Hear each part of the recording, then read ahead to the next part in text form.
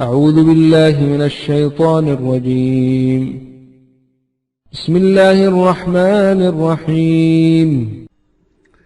dadka reer baabil waa ciraaqdii hore waxay ku jireen nolol barwaaqo iyo raaxo leh ha yeeshee waxay ku sugnaayeen mugdiga jaahilnimada iyo haadaanta baadinimada sanamyo ay gacmahooda ku qoreen oo dhagaxyo ay ka samaysteen ayay ilaahya ka yeesheen allihii abuuray ee barwaaqadaa siiyey intay iska halmaameen ayay waxaa caabudi jireen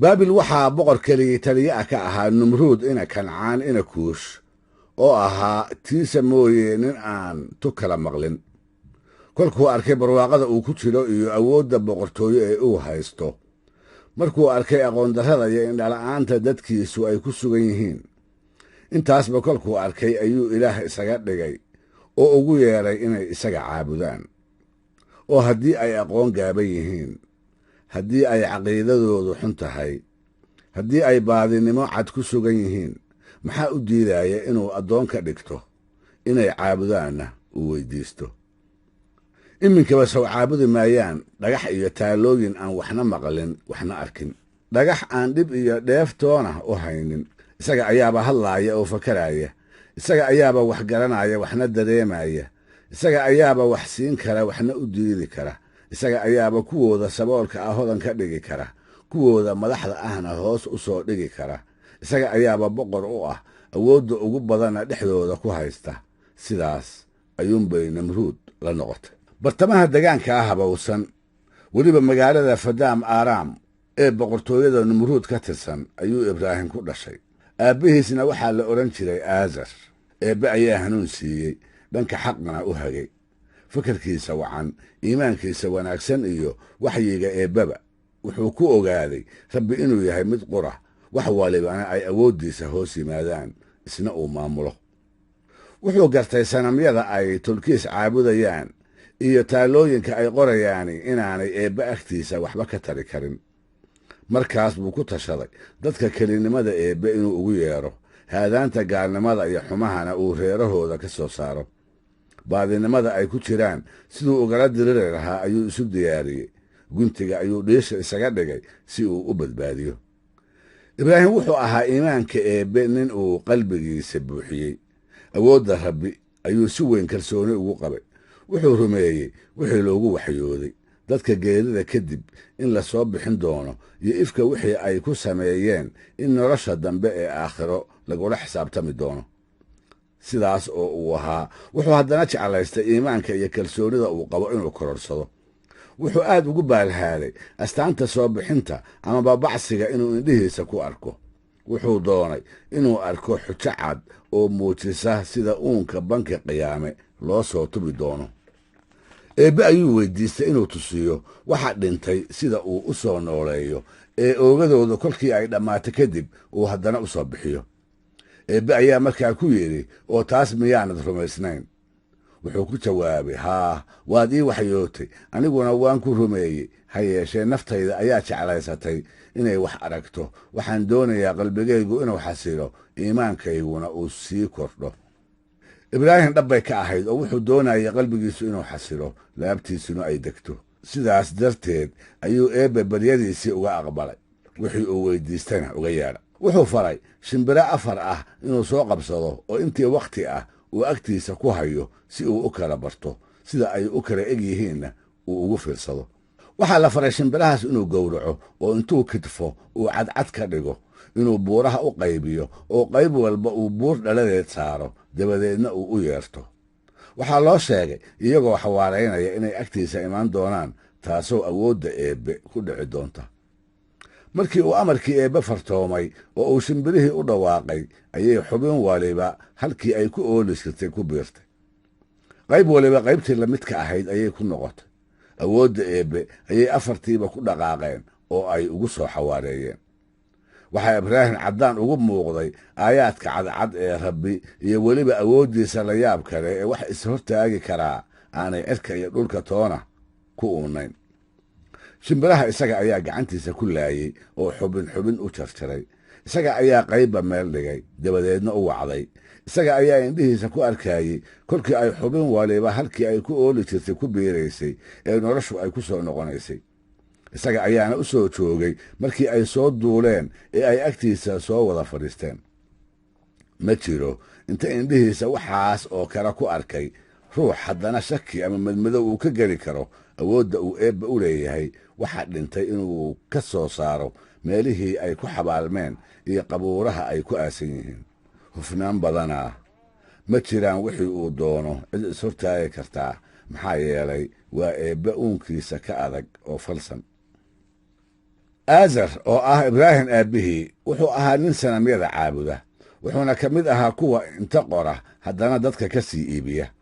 mar hadduu odaygu yahay ruuxa dadka ugu dhow waa inuu isaga ka bilaabaa hanuuninta, talada wanaagsanna uu isaga ugu hormariyaa. samafalku waxa uu ku jiraa bal marka hore inuu isaga waddada toosan ku duwo.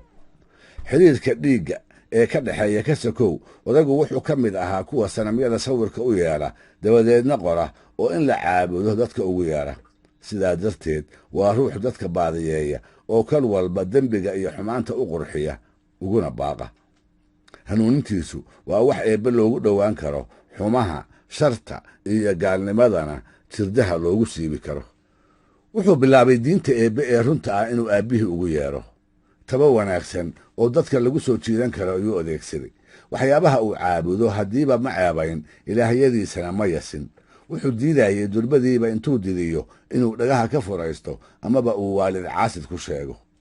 wuxuu kula hadlay erayo uu si gaara u soo xushay, hadallo qabow oo dabacsan, edab iyo anshax wanaagsanayna ay ku saynsaaban yihiin.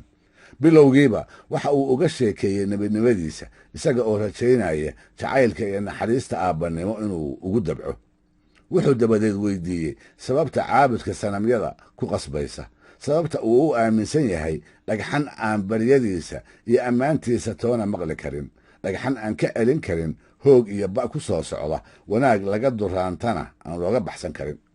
nebi ibraahim wuxuu ka baqay odaygu inuu ka sii jeesto oo uu taladiisa quursi ku dhaafo, ra'yigiisana yaso. markaas buu ku yidhi, aabbow, aqoon aan adiga ku soo gaarin ayaa aniga isoo gaadhay. waxaa la isiiyey cilmi aan adiga lagu siinin. sidaa darteed ha iska kay weynaysiin, hana iga faanaynaya taladayda qaado.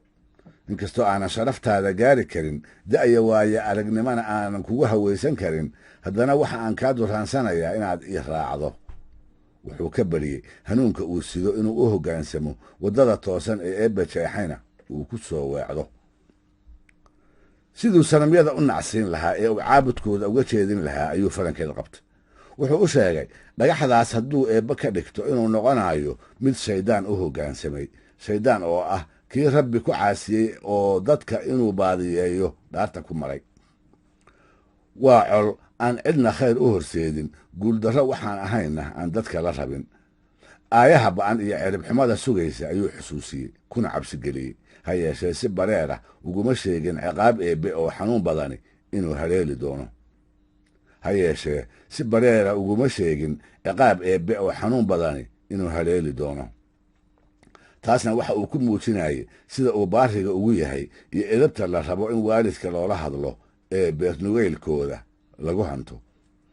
taladaa wanaagsan ee la siiyey iyo hanuunka loogu yeedhay odaygii waxba kama ay beddelin.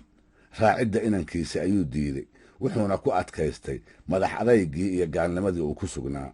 qalbi awdan iyo dabeecad kulul ayuu waanadii qaboobayd ka horgeeyey. nebi ibraahim inuu yahay inankii uu dhalay ayuuba inkiray, wuuna u wajo xumeeyey. isagoo yasaaya oo ka yaaban dhiiranaantiisa, taladiisana ku gacan sayraya ayuu ku yidhi, ibraahimow, ma waxaad diidaysaa ilaahyadayada?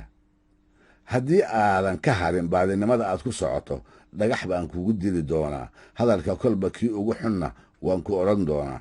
caradayda ha kicin, agtaydana ka dheerow. aqalkayga dib dambe ha u soo gelin, waxaadna iga tahay dayro.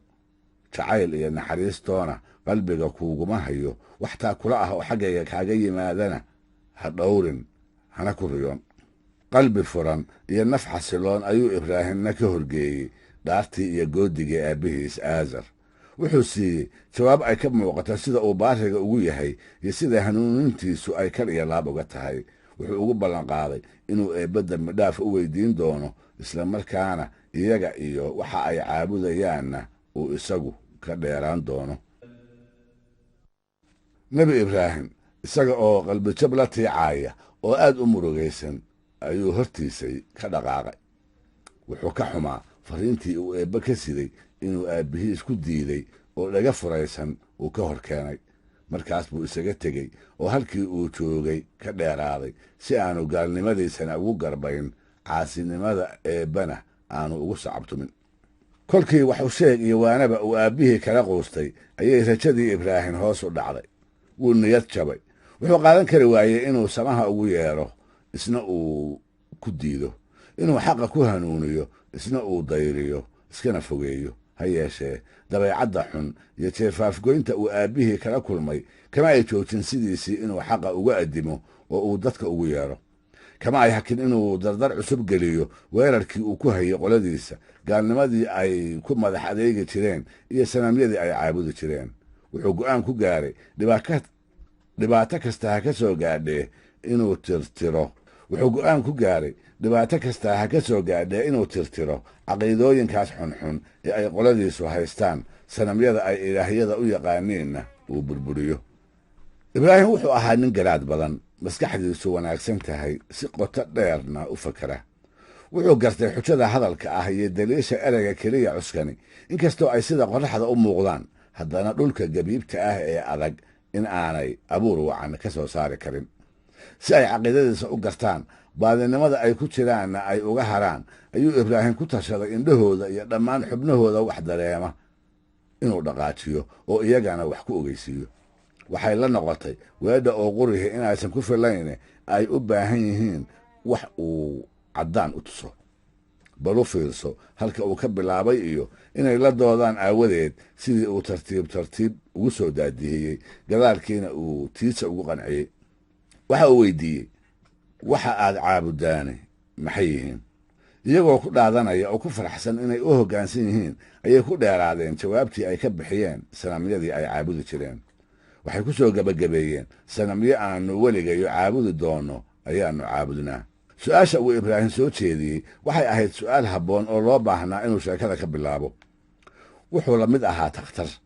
waxay ahayd halka cudurku ku jiro inuu ogaado, dabadeedna uu daawada tilmaamo. ama sida garsooraha inuu ku hambooriyo amaba uu afkooda ka yeelsiiyo qirashada dembiyadii ay ku jireen iyo baadinimada ay ku sugnaayeen. wuxuu rabay inuu murankaba soo yareeyo. waxa ay ka wada hadlayaanna uu arrin qurax ku soo koobo. sow ka adkaan maayo kolka haddii arrintaas iyadaa inta la falanqeeyo uu tusiyo sida ay ugu gabsan yihiin. sow markaas kuma ay qasbana inay isaga raacaan, fariinta uu eebbe ka sidana ay ka guddoomaan. waa haa jawaabtu. weerar aan waanwaan lahayn ayuu ku qaaday fikradihii qaldanaa ee ay qabeen iyo caqiidooyinkii foosha xumaa ee ay haysteen.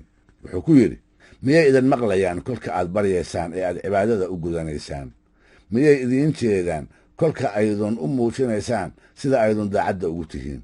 wax ma idiin tari karaan, waxse ma idin yeeli karaan? ku dayashada indhahala iyo rag allow fool xumaa, taba iyo farsamo baas badanaa shayddaanka u horseeday inay aabbayaashood gaalnimada kaga daydaan. shayddaanka ku qanciyey inay dhagax la qoray caabudaan, foolkoodana u ciideeyaan. waa la yaabe, aqoongaabidoodu waxay gelinsiisay inay hagaagsanaayeen. weliba kaaga darane waxay u guntadeen caqiidadaas baadilkaa inay u hiiliyaan, dadka xaqa watana ay ka ceshadaan. xujadoodu taag darana, jawaabta ay bixiyeense weydsanaa. waxay ku hadaaqeen waxa ay caabudayaan inay ka soo gaareen aabbayaashood, iyaguna ay ku raaceen. waxay qireen cid kasta oo u yeerta in aanay sanamyadu maqli karin, dhib iyo dheefna aysan u haynin.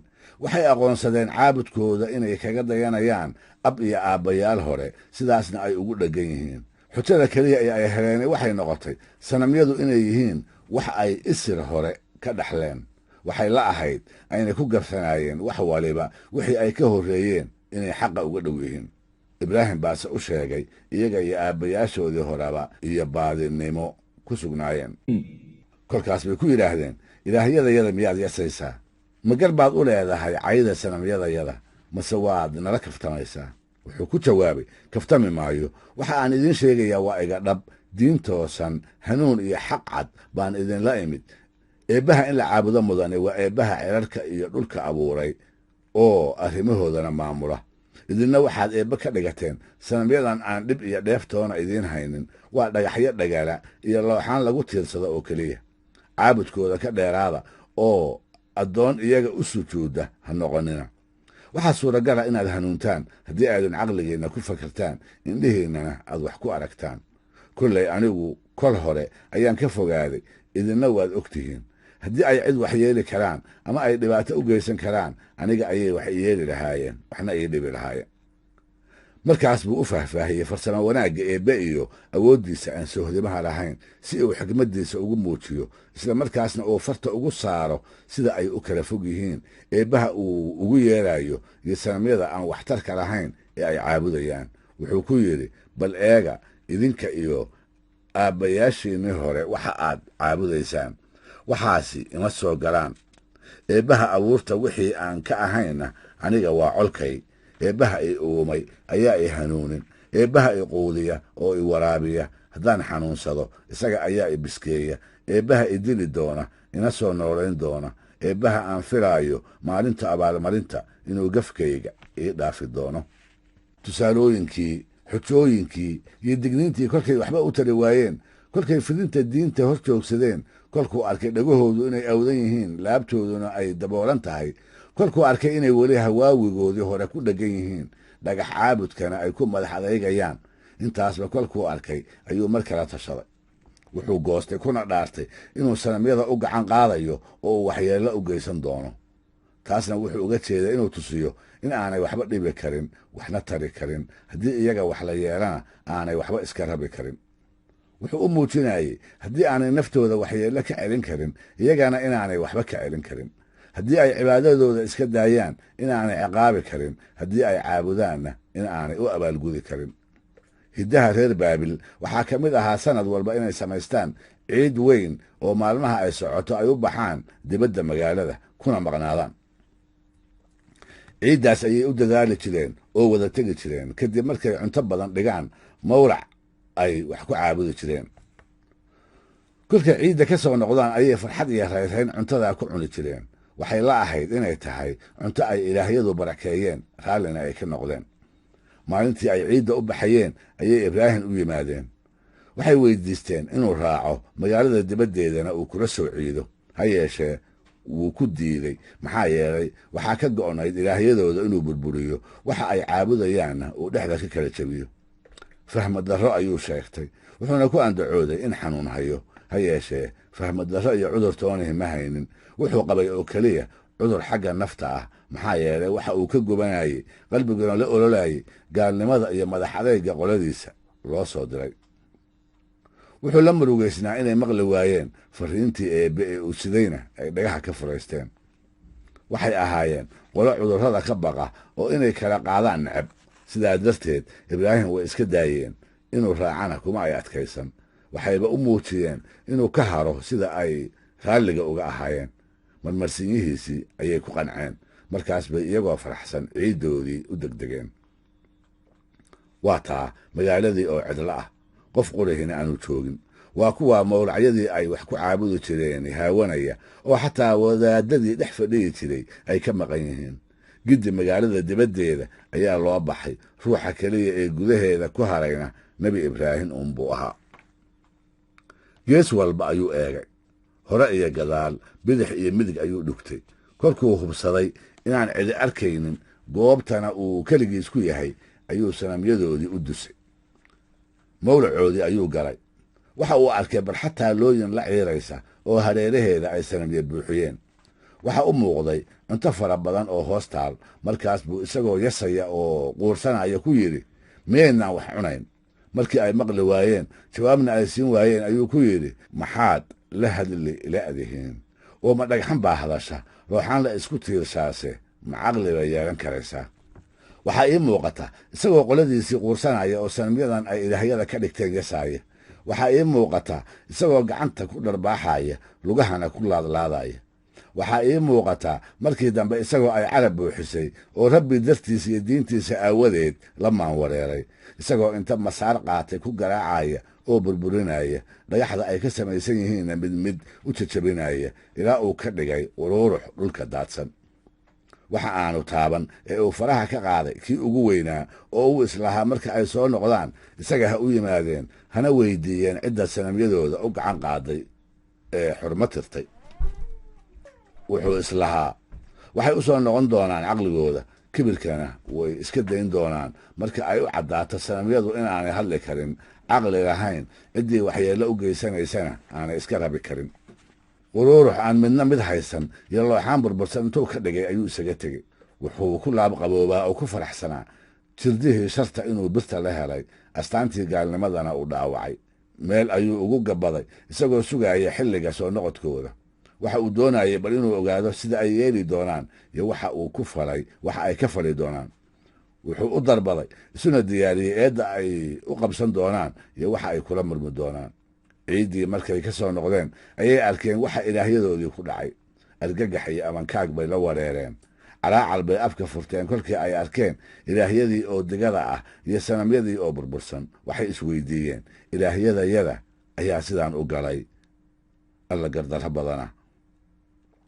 mid baa kolkaa intoodii kale ku yidhi, waxa aanu maqlaynay barbaar ibraahim lagu magacaabo, kaas oo caayaya oo quursanaya ilaahyadayada, annagana caabudkooda nagu caabaynaya. ninka ku dhiiraday ee burburiya waa isaga uun, shakina igama jiro. markaas bay ogaadeen wixii ay ilaahyada u yaqiineen cidda ku dhiiratay ee waxyeelaysay. waxay go'aansadeen inay ciqaabaan oo uu muto abaalmarin xanuun leh, una dhigantaa dembiga uu galay iyo gafka uu ku kacay, si aan la arag lana maqal ayay u cadhoodeen. dadkii oo idil ayaa maalin sheegan iyo madar loogu yeeray si jawaabaha ibraahim ay dhegahooda ugu maqlaan, ciqaabka ku dhici doonana ay indhahooda ugu arkaan. shaki kuma jiro nebi ibraahim inuu muddaba ku taamayey oo uu jeclaa qoladiisa oo meel ku urursan inuu la kulmo, si uu wadar ahaan u tusiyo baadilnimada caqiidadooda, baadilnimada ay ku jiraanna uu u taabsiiyo. ergooyinkii la wacay ayaa iska daba yimid. kooxihii loo yeeray ayaa goobtii lagu shirsanaa soo buuxiyey. koox kasta iyo qof waliba waxa uu u oomanaa sida ibraahim looga aarsanayo ee loo ciqaabayo inuu u soo joogo. naftooda ayaa dhiiggiisa u jeelanayd, nin walibana wuxuu ku taamayey inuu gacantiisa ku mowtiyo. barxad ilyartu isqabatay oo ushii la tuuraa aanay dhulka ku dhacayn ayay dhex keeneen. kooxahaas carada weyne u hayso ee gawska u qaniinsan hortooda ayay maxkamadayntiisii ka bilaabatay. ugu horrayntiiba waxay weydiiyeen, ibraahimow, ma adigaa ilaahyadayada waxaan ku falay? waa fursaddii uu sugaayey. maalintii uu dhowraayey ayaa u soo martay. dooddii ayuu dhinac kale ula bayray. isagoo adeegsanaya habkiisii qancinta ee wanaagsanaa ayuu murankii u daadihiyey waddo aanay filaynin. taas waxa uu u yeelay xujada cad ee uu damacsan yahay inuu hor dhigo, bal inay ku waantoobaan oo uu miyirku ugu soo noqdo. wuxuu ugu jawaabay sanamka ugu weyne inuu kuwa kale burburiyey, iyaguna ay isaga wax weydiiyaan haddii ay hadli karayaan. waxay ahayd xujo aan dabadeed hadal bannaanayn. waxay ahayd dharbaaxo kulul oo hurdadii ay ku jireen ka toosisay. iyagiibaa isku noqday oo qaarba uu qaarkii kale canaantay. waxay is yidhaahdeen, idinka ayaa gardarrada leh oo isaga dhaqaaqay ilaahyada oo aan cidina ilaalinaynin. waali iyo wareer baa ku dhacay. carabkiibaa waxaa la solansiin waayey eraye uu yidhaahdo. waxay fakaraanba ugu dambaystii ayay yidhaahdeen, ibraahimow, waad og tahay in aanay weydiinna celin karin, jawaabna bixin karine, sidee baad noo faraysaa inaan wax haybinno ama aannu markhaati gashanno? waxay qireen inaan sanamyadu wax maqli karin, waxayna aqoonsadeen hareerahooda waxa ka dhacaya in aanay warba u haynin, waxa iyaga ku dhacayana aanay garan karin. waxay ka xayuubsheen awood kasta oo ay cadowga isaga caabin karaan iyo karti kasta oo gardarro loo geysanayo amaba loo geysan doono ay kaga hortegi karaan. aqoon la'aanta haysa ayuu ibraahim iyagii ku ceebeeyey. wuxuu u fiiri kana yaqyaqsaday iyagoo xaqa arkaaya sida ay baadilka ugu dheggan yihiin. wuxuu ka carooday hurdada ay ku jiraan iyo kibirka ay ku dhaqmayaan.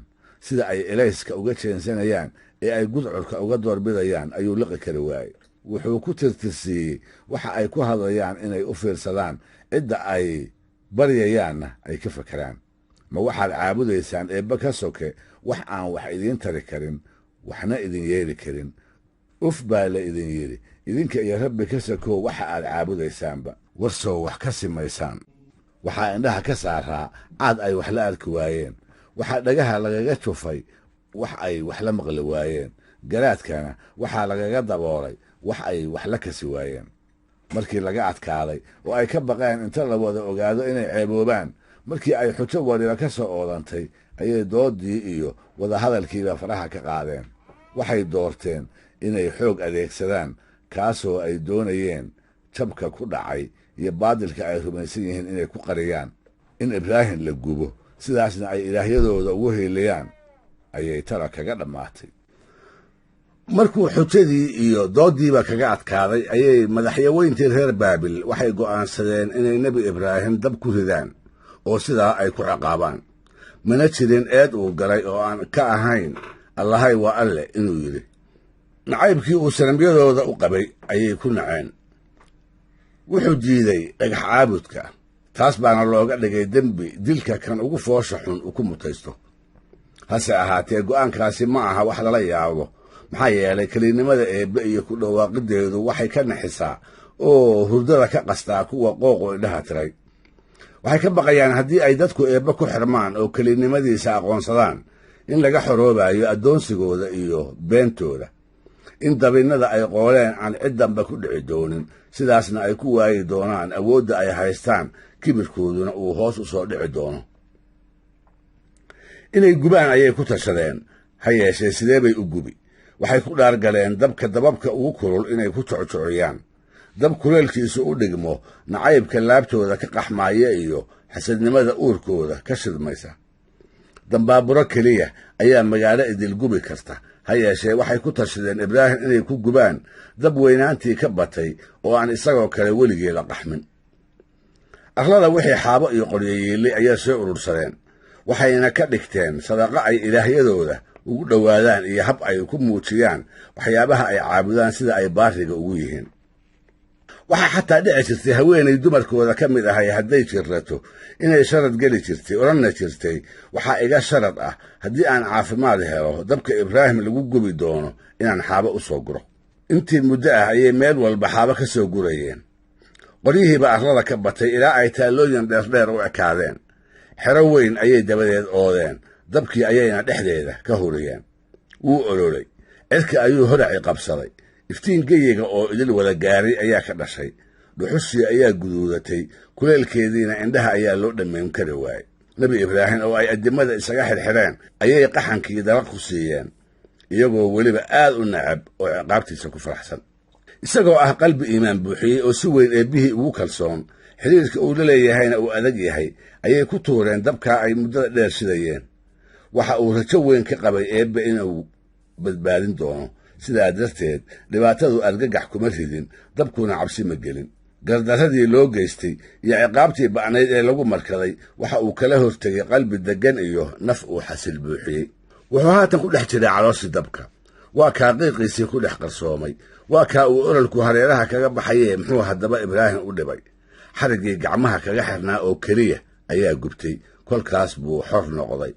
kulaylkii dabka ayuu eebbe ka badbaadiyey, hanfigii ololka ayaa looga maciinay, eebbe ayaa qabow iyo nabad uga dhigay.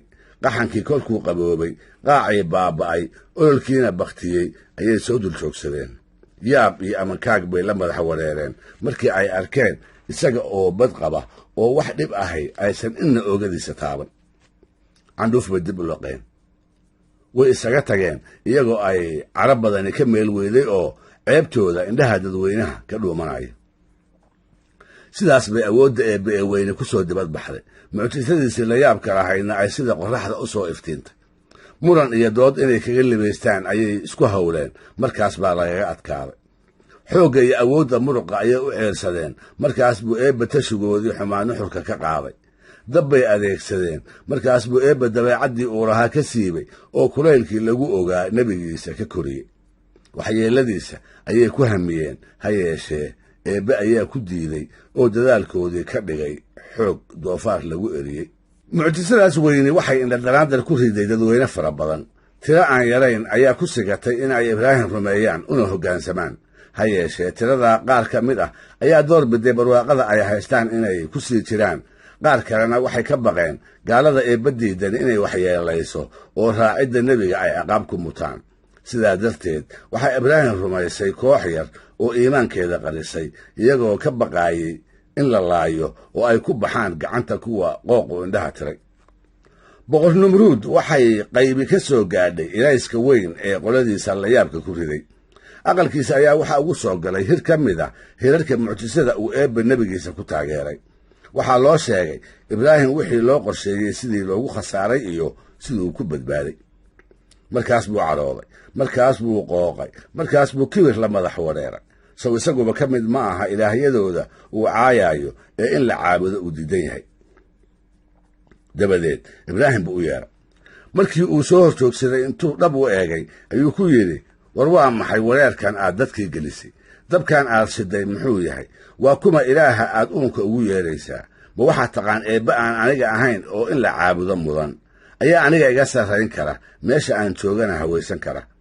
sow ma aragtid sida aan wax u maamulaayo ee aan dadka qaar u furaayo qaarna u xidhaayo amar aan bixiyey iyo tale aan soo jeediyey oo la diidi karaa miyay jiri karaan dadka oo idili aniga ayay ii soo indhataagayaan giddigoodna aniga ayay wax iga filanayaan ma waxaad aragtay cid warkayga diidi karta ama aniga igu dhaga adaygi karta war maxaa adiga dadka kaa soocay waxa ay rumaysan yihiinna aad u rumayn weyd waa kuma eebbaha aad dadka ugu yeerayso ee in keligiis ay caabudaan aad ku gubaabinaysaa laab deggan iyo carab aftahana ayuu ibraahim ku jawaabay wuxuu yidhi eebbahay waa eebbaha wax nooleeya waxna dila waa midka qura ee nolosha bixiya dabadeedna ceshada waa midka khalqiga kolka hore uuma mar dambana dhammeeya waa eebbaha noole oo idil abuurkiisa bilaaba kadibna nafta ka wada qaada ma war baa haray wuxuu ku jawaabay xujo cad oo aan dabadeed hadal bannaanayn muranna ekayn ha yeeshee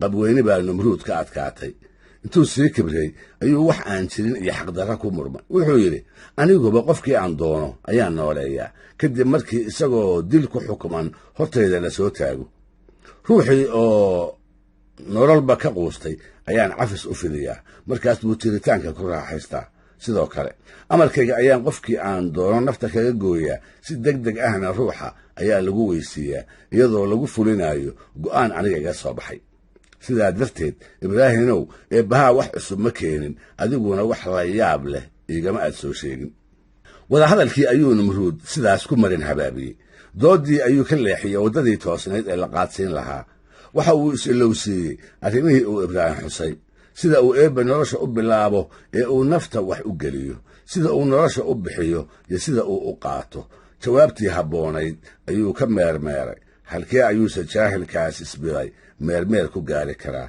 mintidnimada la yaab kale ee nebinimada sidee buu ugu beerdhigi karaa ibraahim baa markaa u jawaabay oo ku yidhi eebbe ayaa qoraxda abuuray wuxuuna u jeexay hannaan aanay marnaba ka leexleexan isaga ayaa dhanka bari ka soo bixiya ee sidaad ku andacoonayso haddii aad awood leedahay aadna tahay ilaaha aad sheegatay hannaankaas eebbe u jeexay bal adigu doori oo wax ka beddel waa berigii markay noqotona galbeed ka soo saar numruud waa wareeray wax uu ku hadlo ayuu garan waayey baadinimadiisii ayaa caddaatay beentiisii ayaa soo baxday aqoondarradiisii ayaa muuqatay xujadii nebiga ayaa madaxa ku dhifatay oo hadal oo dhan u diiday boqortooyadiisii ayuu numruud u baqay markaasuu dadka oo idil ibraahim ugu nacbaabay colaad xun oo aan soohodin lahayn ayuu u qaaday ha yeeshee muxuu ku samayn karaa sidee buuse wax uga qaban karaa caqiidadan cusub ee xujada cad iyo mucjisada la yaabka leh ay hareeraha ka socdaan shaki kuma jiro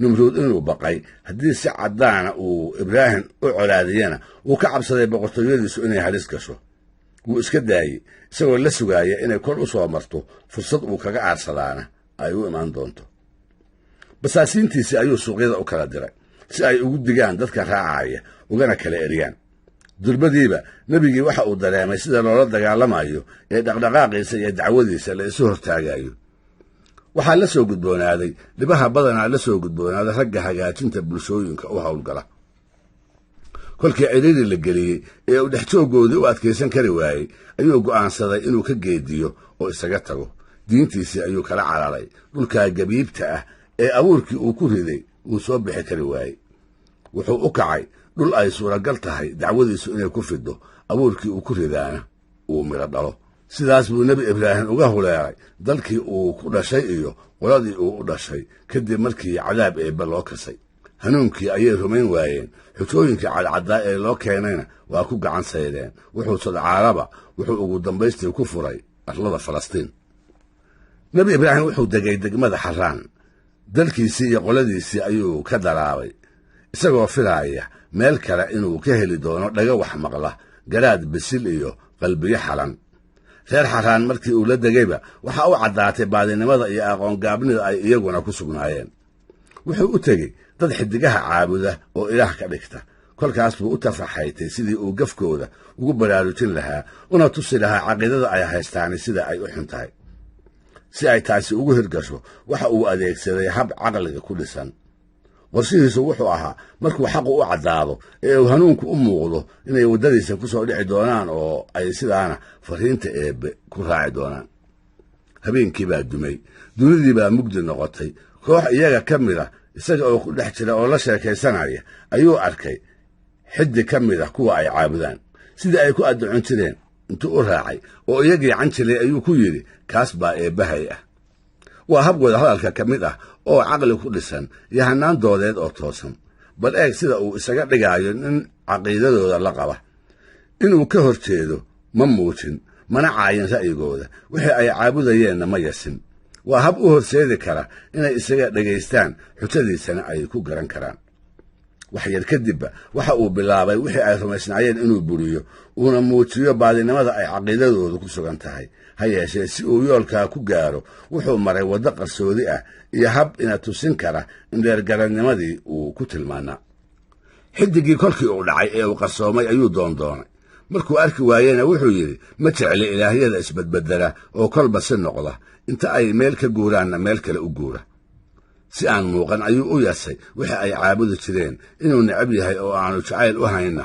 wuu u sarbeeba cabbaar kadib ayuu arkay dayaxii oo soo baxaya kaasoo xiddigga dhacay ka ilays badan kana weyn dadkana uga dheef badan markaas buu yidhi kanaa eebbahay ah isaga oo doonaya si uu iyaga doodda ugu soo duwo ee uu qalbigooda u soo jiito una hanto markuu isagiina dhacay oo uu qarsoomay iftiinkiisiina uu baaba'ay ayuu yidhi haddii aanu eebbahay i hanuunin kuwa lumay ayaan ka mid noqon doonaa wuxuu caddaynayey eebba inuu yahay midka wax hanuuniya oo shakiga iyo wareerka caqiidada dadka uga saara iimaanna ugu beddela markuu arkay wax ka sheegga sarbeebta ku dhisnaa ee ilaahyadooda inay ka aamuseen ayuu si caddaan ah ugu bareera wuxuu ugu andacooday inuu yahay nin naftiisu aanay dhab u xasiloonayn inaanu waddadii xaqa weli ku dhicin oo aanu wadiiqaha hanuunka isha ku dhufan waxa uu eebbe ka baryey inuu baadinimada ka badbaadiyo habeenka madowna uu ilays ugu beddelo waxay caabudayaani waa waxyaabo iyagaba la abuuray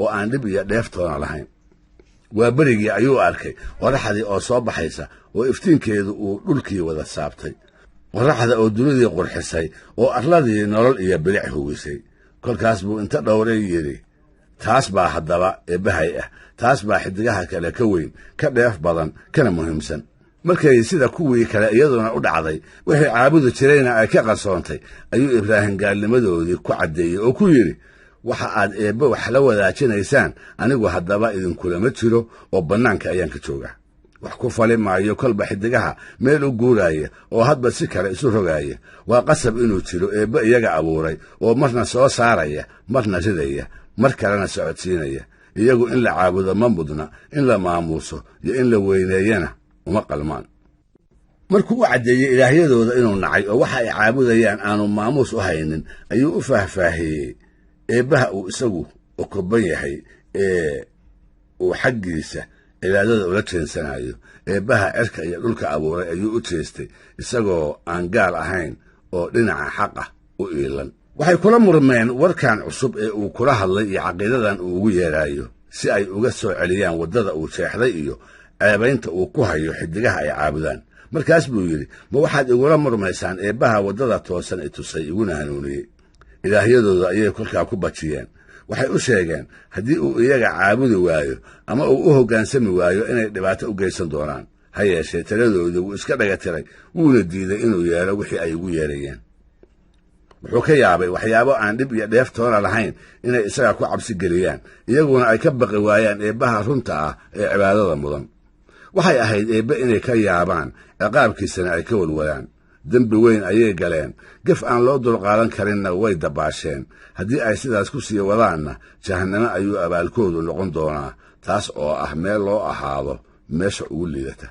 abaar dheeraatay iyo macluul baa waxay ka dhacday dhulka shaam. markaas ba ibraahim iyo afadiisii saara waxay u guureen dalka masar. arladaa kolkuu tegeyna waxaa haystay oo muddo dheer kaligitaliye ka ahaa boqor ka mid ah boqorradii waaweynaa midkood. saara waxay ahayd haweenay uu ilaaha weyne qurux ugu roonaaday.